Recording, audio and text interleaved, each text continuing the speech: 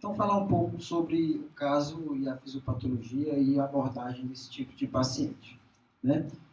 Bom, quando eu fui fazer a revisão bibliográfica para esse assunto, eu procurei, obviamente, a gente sempre procura pelas coisas mais recentes, fui lendo os mais recentes, fui lendo os mais recentes, e eu não achei nada na literatura, assim, recente, nos últimos 5 até 10 anos, que resumisse de uma forma concisa e prática todos os cuidados que eu tenho que ter, né? A maioria dos trabalhos, eles trazem uma abordagem da desautonomia para o paciente em geral. O paciente que tem uma alteração neurológica cerebral, paciente diabético, paciente com Parkinson, desautonomia familiar, próprio diabetes mellitus, eles trazem de uma forma geral e especificam caso a caso. Esse autor, no caso, ele fala que a desautonomia é um grupo de desordens resultante de graus variados de alteração autonômica, né? Não diz muita coisa. Fala que os sintomas são variações ortostáticas da pressão e frequência cardíaca, vertigem, né? Náuseas e vômitos, constipação, dificuldade de micção, disfunção erétil, apneia do sono, isso para a desautonomia de uma forma geral. E aí, eu li vários artigos mais recentes e quando eu fui terminar minha aula, eu achei que não estava completa a aula porque não tinha uma revisão que me desse corpo à aula, certo? Infelizmente, essa talvez, se você for começar a estudar sobre o assunto, você vai ver que esse talvez seja mais completo, apesar de ter quase 20 anos, 98. Tá bom? Mas é interessante, pelo menos, para a gente ter uma noção e a partir daí a gente criar, a partir da nossa visão crítica, junto com a leitura desse artigo, a gente tem uma noção bem direta de como a gente deve abordar esse paciente. Então, ele cita que existe a fase superaguda, que é a hora do trauma, né? Que o paciente faz uma descarga autonômica simpática enorme, né? Faz hipertensão, pode fazer taquiarritmia, que é o que acontece no paciente que está com trauma na fase superaguda, né? Minutos. A seguir, ele pode evoluir com um choque espinhal, com vasodilatação e redução da pré-carga, perda da descarga simpática, perda de reflexo e descarga parasimpática sem oposição. Né? Faz bradicardia, vasodilatação. E a fase crônica, que é o caso do nosso paciente, ele tem um gradual retorno do tônus simpático. Né?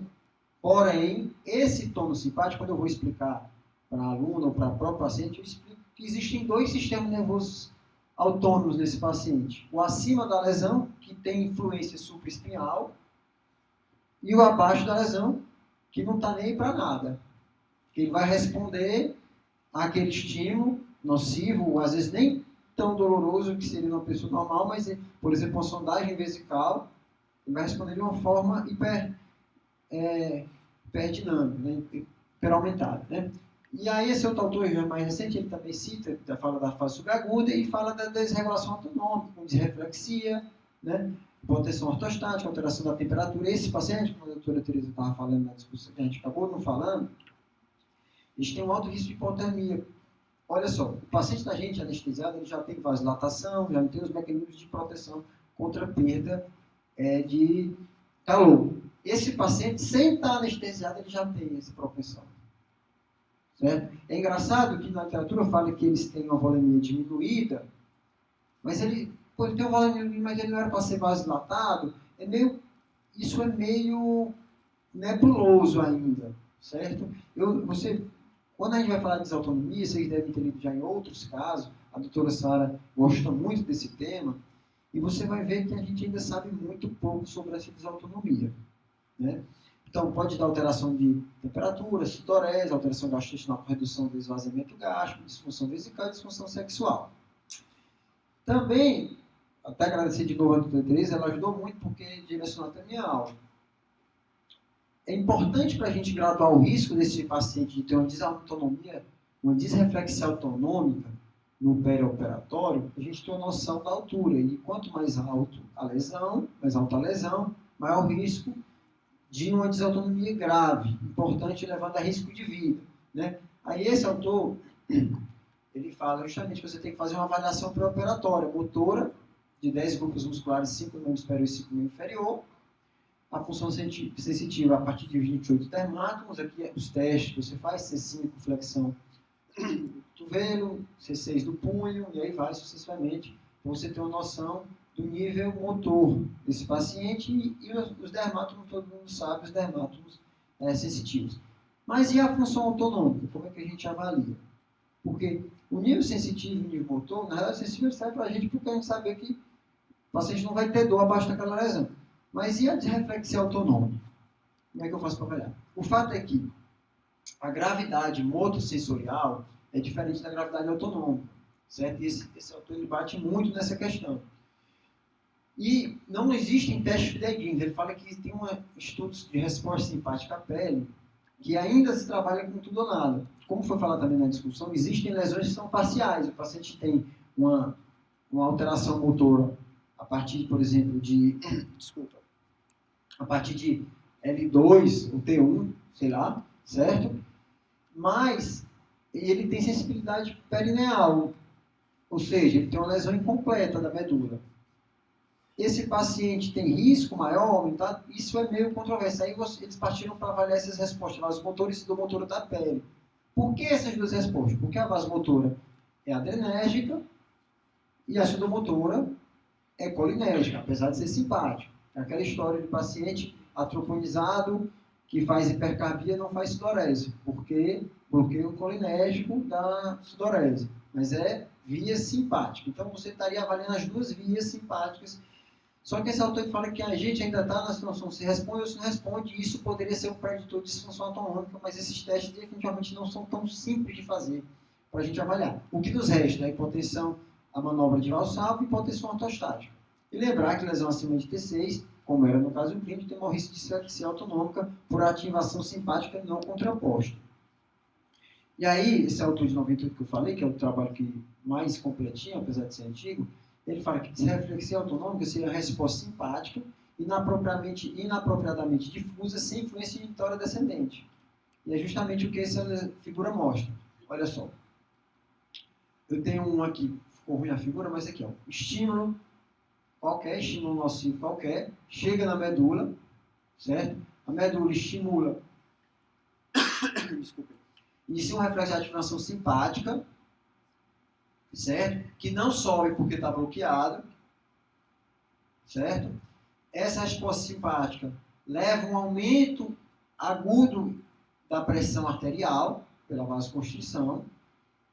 Essa pressão aumentada avisa que pelo corpo carotídeo e aórtico que a pressão está alta, avisa a região supraespinhal que a pressão está alta, e há uma descarga vagal, no sentido de contrapor, mas essa descarga vagal não passa da lesão, porque o sistema nervoso simpático abaixo da lesão ele não está nem aí porque acontece supraespinhal de inibição. Então é isso que acontece no nosso paciente. E essa repercussão é que a gente vai ter que lidar no intraoperatório. Então,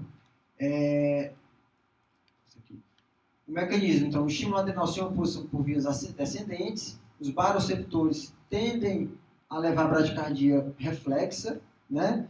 E as lesões acima de T6, vocês lembram que para a gente ter uma anestesia abdominal, cirurgia abdominal, a gente tem que ter no mínimo T6. Né? É justamente a mesma coisa, no mesmo sentido. A partir de T6 para baixo, eu tenho um controle simpático e parasimpático autonômico da minha vascularização esplâncnica, certo? Que é um leito enorme para reserva de sangue, venoso e arterial, certo? Então, se eu perco esse controle esplâncnico, meu risco de uma vascularização todo o leito esplâncnico, e isso sobrecarregar o coração, levando a risco de infarto, de AVC, mas é muito maior. Então, eu tenho um refluxo simpático isolado, controle supraespinhal. E isso, se eu tenho nesse leito isolado simpático, nessa região simpática isolada, se eu tenho esse leito incluso, o leito esplâncnico, muscular e renal, o risco é muito alto. Então, basicamente, a fisiopatologia é essa. Né? E, como o controle vagal não é alterado, não é raro ter bradicardia nesse paciente. Então, tem que a fisiopatologia, os sinais e sintomas. Hipertensão, cefaleia, sudorese, bradicardia pletórica, ele fala até que pode ter palidez facial, não entenderia muito esse mecanismo. Ansiedade e vômito, que você vê que esse paciente, no caso, ele tem um alto risco de ter esse tipo de lesão, porque ele tem lesão alta, mas a história de reflexão não foi avaliada. Causas comuns de desautonomia, desreflexão autonômica, né? Alterações vesicais, distensão, infecção. Esse paciente tinha infecção de repressão, apesar de que ele tinha uma cultura negativa, né? Dobra do catéter uretral, desculpa, pedras, litíase no sistema urinário, alterações no sistema gastrointestinal, constipação, hemorroida, dilatação. A manipulação intestinal, gastrointestinal, ela leva muito mais a desreflexão autonômica até do que alterações de pele, incisão na pele, pelo menos alguns autores defendem isso. Mas pressão áreas de pressão, como áreas de escário e tudo mais, também pode levar à desautonomia e outras, até parto. É muito debatido, eu vou falar um slide ainda sobre a obstetrícia desse tipo de paciente. Bom, então, o diagnóstico, basicamente, nos resta, apesar daqueles dados de desautonomia na pele, mas o que nos resta é hipotensão postural e hipertensão supina, certo? É o que nos resta à beira de leito. Mas pode ser feito também pressão de valsalva, né, ocorrendo uma redução na pressão arterial da frequência cardíaca, variação da frequência cardíaca na valsalva também, eu acabei errando aqui no slide. Tilt teste, quando você faz o tilt teste, o paciente altera o decúbito do paciente de maneira rápida, há uma queda no débito cardíaco e altera a hemodinâmica do paciente. Sensibilidade baroreceptora e cardiovagal são outros testes que podem ser realizados, tá bom? Bom, então, alguns detalhes que foram abordados na discussão e eu vou chamar a atenção a alguns sistemas. Por exemplo, função respiratória. Se a lesão comprometer o freio que sai de C3 a C5, o risco desse paciente é muito mais alto, além de sua preocupação quanto à ventilação, né? Lembrar que os intercostais dão o volume de reserva expiratória, né? E que a tosse, devido à musculatura abdominal estar prejudicada, também é prejudicada. E no caso do paciente, talvez ele não tenha conseguido lidar muito bem com aquela secreção, justamente porque dessa pressão abdominal, dessa musculatura abdominal alterada. Um detalhe é que esse autor ele sugere que, por mais que tenha todas essas alterações dos musculatura intercostal e abdominal, a musculatura acessória consegue, parcialmente pelo menos, uma compensação da capacidade vital e da tosse. Bom, ele sugere, é difícil entender, porque a musculatura abdominal em relação à tosse ela é fundamental, né? E um outro detalhe que chama a atenção é que está certo que esse trabalho é antigo, mas que, ora, a manobra de Valsalva vai levar à hipotensão. Então, existe sempre o risco de a minha ventilação com pressão positiva também levar à hipotensão. Então, muito cuidado nesse paciente, como é que vai responder a hemodinâmica com a ventilação com pressão positiva. Em relação à função renal, né, o paciente geralmente ele apresenta uma dissinergia detrusor-esfíncter. O detrusor tem contração, mas ao mesmo tempo tem uma contração esfincteriana, o que leva a um esvaziamento incompleto, na maioria das vezes, predispondo à infecção e refluxo vésico ureteral. Então, o paciente, a maioria dos pacientes que tem trauma raquimedular crônico, eles já são habituados a se autocateterizar para poder drenar esse diurésio. A maioria deles já fazem isso de rotina. E também predispõe também esse estágio à litíase. Muitas vezes tem que fazer retirada de cálculo vesical. Bom, o que eu chamo a atenção? Por que eu estou chamando a atenção para isso? Esses pacientes podem ter alteração renal e o risco de doença renal não é baixo nesse tipo de paciente.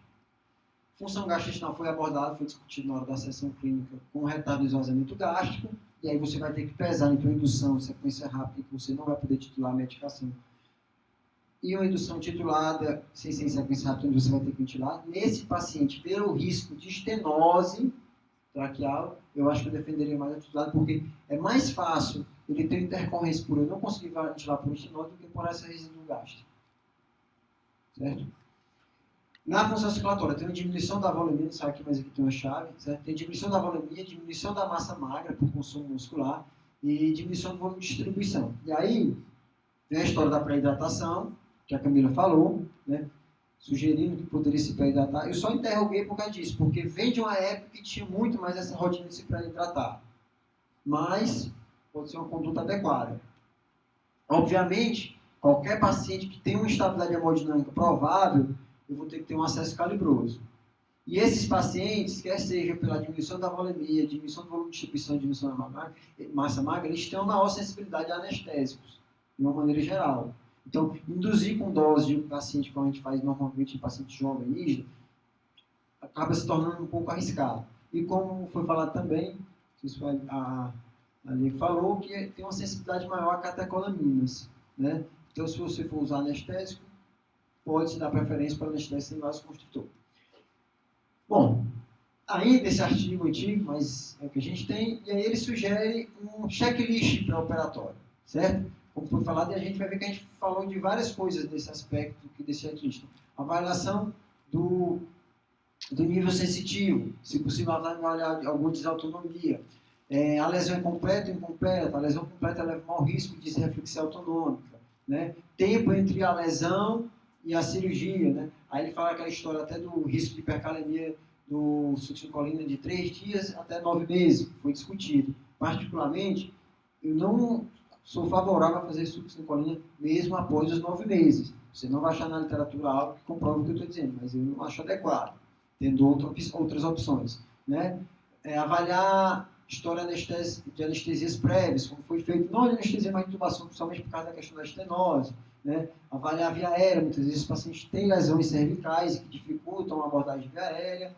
Avaliação da respiração, como eu falei, aquelas alterações de C3 a C5 que predispõem o paciente a uma insuficiência respiratória perioperatória, né? Avaliação cardiovascular, ver a pressão de base. Fala-se que aumentos de 20 milímetros de mercúrio já é suficiente para você dar um diagnóstico de disreflexia autonômica, né? Isso é o que alguns trabalhos falam. História de disreflexia autonômica, avaliação musculoesquelética, foi falado também. Esses pacientes podem apresentar espasmo, tem relatos até de que o paciente caindo de cadeira, ele faz um espasmo muscular e que funciona ele a pular da cadeira, inadvertidamente, né? Medicações, uso de medicações. Muitos desses pacientes são anticoagulados pelo risco de TVP, então você tem que avaliar esse uso de anticoagulantes no pré-operatório. Alergias, como foi falado também, em relação à alergia, os pacientes são muito manipulados, então o risco maior de alergia ao látex. Contagem sanguínea, esses pacientes apresentam anemia da doença crônica, de regra, mas geralmente são normocíticas, normocrônicas. Ureia e eletrólitos, pelo risco aumentado de lesões renais e função hepática. Ficou bem pequeno, mas esse talvez seja o quadro. Eu não trabalho em 2014, eu não botei a referência, me desculpe, mas que ele completa, é o único de todos os artigos recentes que eu achei, eu vou ler para vocês, foi o único que conseguiu resumir de uma maneira ao ter também um checklist perioperatório, né? Avaliação de hipotensão ortostática e de hipertensão supina seria uma maneira de eu diagnosticar o risco de disreflexia autonômica. Gastroparesia, né? Então você tem um risco maior de aspiração. No caso de hoje, tinha um risco de estenose, então em contrapondo os dois riscos, eu acho esse risco menor do que o da estenose. Ter consciência do estado volêmico do paciente, ter consciência da anemia, geralmente leve, e considerar não fazer os vasopressores no perioperatório devido ao risco de desautonomia.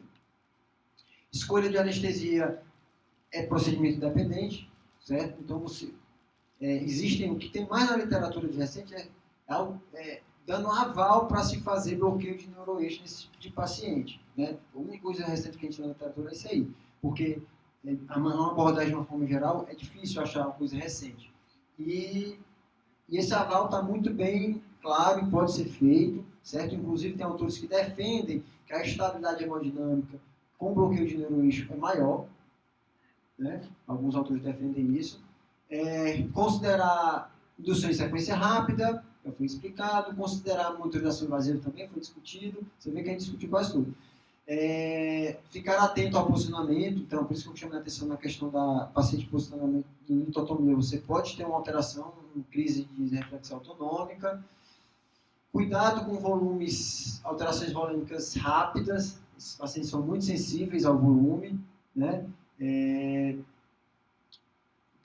Cuidado com a hipertensão supina, hipotermia é importante, como eu falei, esses pacientes têm um comportamento hipercilotérmico, então manter um aquecimento adequado, não hiperaquecer, mas não deixar, isso pode demorar ou acordar. Pneu peritônio pode ser aplicado com extremo cuidado. Lembrar que o pneu peritônio é uma fonte extremamente grande de estímulo nocivo, noceptivo. Eles fazem uma estimulação simpática gigante, né? A gente não tem noção desse estímulo simpático que é a pneu peritônio. Já peguei caso de paciente quase fazer 220 de pressão. É raro, mas essa pressãozinha que a gente vê na hora que aumenta o pneu peritônico aumenta, é estímulo simpático, pessoal. Quem trabalha em laboratório, já teve a oportunidade de trabalhar com isso, viu que é bem característico. Então, no paciente desse que eu estou fugindo do estímulo, então tem que ter muito cuidado no pneu peritônico, né? E avaliação eletrolítica. No pós-operatório, cuidado com a questão da alteração da pressão, com alteração de posicionamento do paciente, até precisar alterações de volume, termorregulação, que é basicamente manter, prolongar um pouquinho esses cuidados que a gente teve no intraoperatório. Por último, só a questão do neuroeixo, do bloqueio do neuroeixo, quais são os problemas que a gente também discutiu, né? Problema da anestesia do neuroeixo, avaliação do bloqueio. Então, assim, eu tenho que ter uma maneira de avaliar o bloqueio.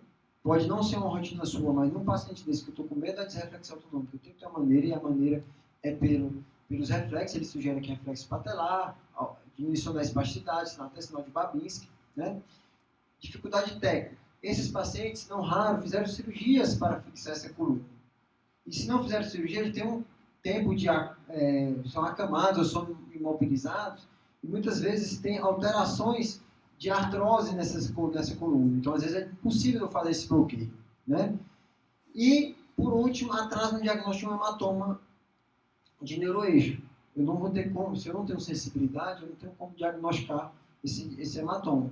Esses são fatores que falam contra a abordagem de neuroeixo, mas a maioria dos autores defendem que pode ser feito com segurança adequada. Bom, aquele artigozinho de 98, né, só uma sugestão de abordagem. Ele fala que não obrigatoriamente a verdade hoje, mas é o que a gente tem, né? O déficit neurológico é completo, ou seja, não tem sensibilidade perineal? Sim.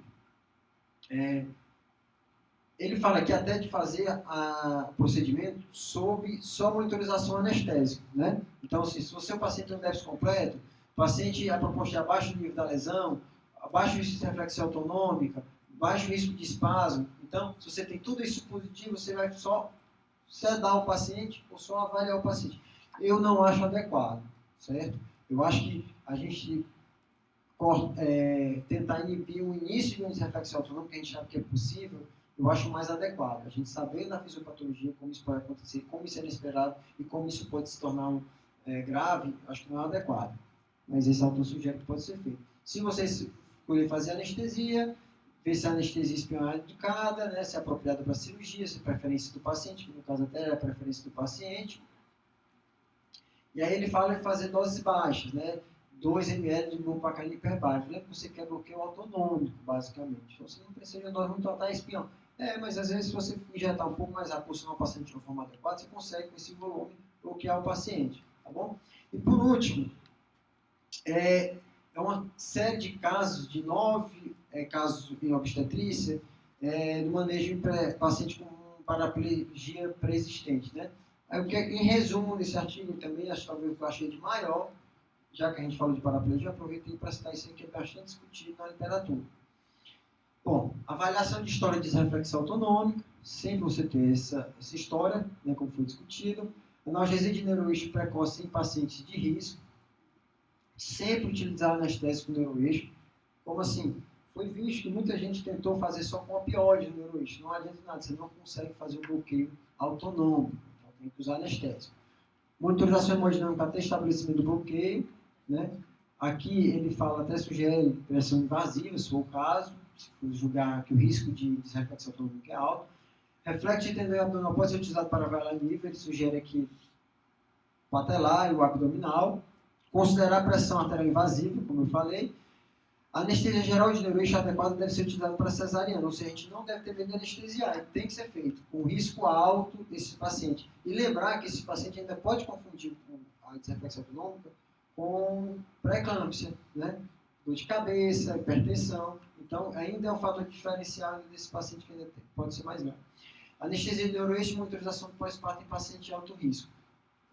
Há relatos que até no 3º dia de pós-parto, o paciente pode apresentar desreflexão autonômica. Na maioria dos casos, não é importante, mas sintomático.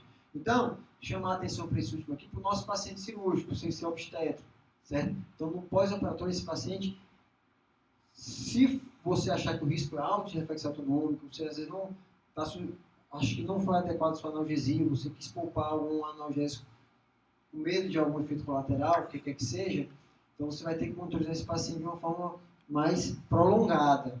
Sei lá, às vezes deixar o paciente dormir na SR, alguma coisa do tipo. Pessoal, acho que era isso para apresentar. Boa noite. Alguma pergunta?